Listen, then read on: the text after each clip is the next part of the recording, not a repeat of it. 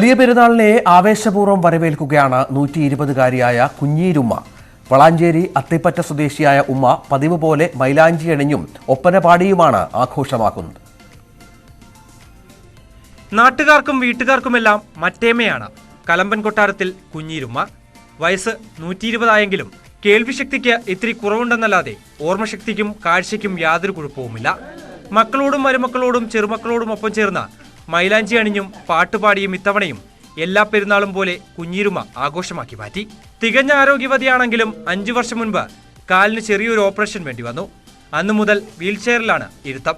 കറുപ്പ് സൂപ്പും വെള്ള പെൺകുപ്പായവും തൂവള്ള ഓയിൽ തട്ടവും ധരിച്ച് വീൽചെയറിൽ കുഞ്ഞീരുമ്മ ഇരിക്കുന്നത് കാണാൻ പ്രത്യേക ഭംഗിയാണ്.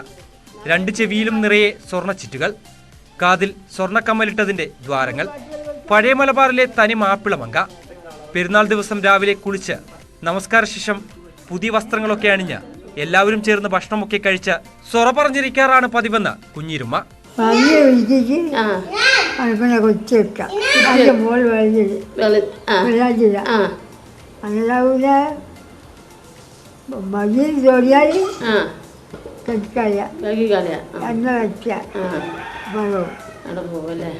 പതിമൂന്ന് മക്കളാണ് കുഞ്ഞീരുമ്മയ്ക്കുള്ളത്. ഇപ്പോൾ 2 ആൺമക്കളും 2 പെൺമക്കളുമായി ജീവിച്ചിരിപ്പുള്ളൂ. ഇവരോടും പേരക്കുട്ടികളോടുമൊപ്പമാണ് ഇത്തവണത്തെയും പെരുന്നാൾ ആഘോഷം. ദിവസങ്ങൾക്ക് മുൻപ് ബന്ധുക്കൾ ഒത്തുചേർന്ന് കുഞ്ഞീരുമ്മയുടെ 120-ാം പിറന്നാള് വലിയ ആഘോഷമാക്കിയിരുന്നു. ന്യൂസ് 18 വളാഞ്ചേരി.